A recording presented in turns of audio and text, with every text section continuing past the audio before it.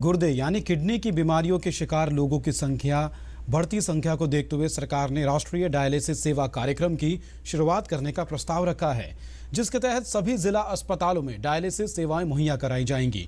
इससे लोगों को घर के पास ही डायलिसिस सुविधा मिल पाएंगी।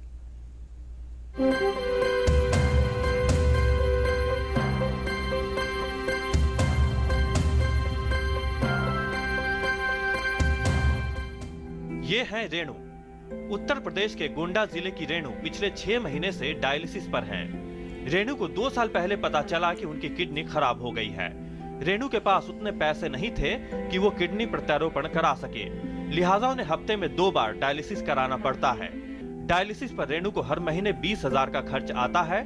साथ ही घर से दूर बड़े अस्पताल का चक्कर लगाना पड़ता है।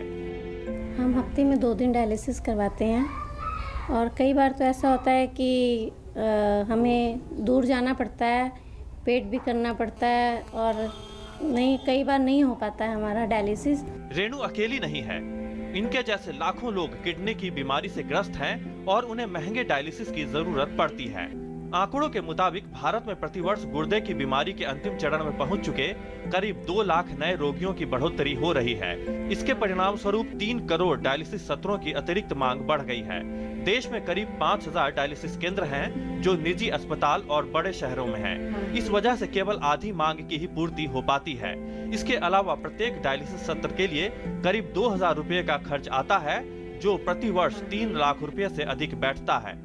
ऐसे में अधिकतर परिवारों को डायलिसिस सेवाओं के लिए अक्सर लंबी दूरी तय करके कई चक्कर लगाने पड़ते हैं।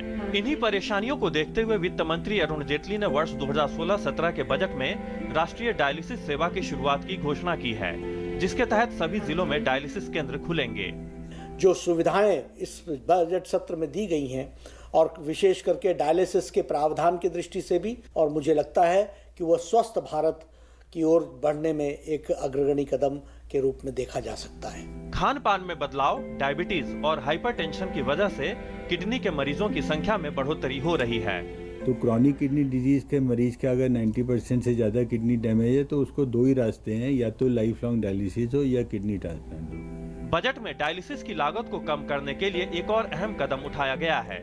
डायलिसिस उपकरणों के कुछ हिस्सों और पुर्जों पर बुनियादी सीमा शुल्क, उत्पाद, CVD और SAD की छूट भी दी गई है।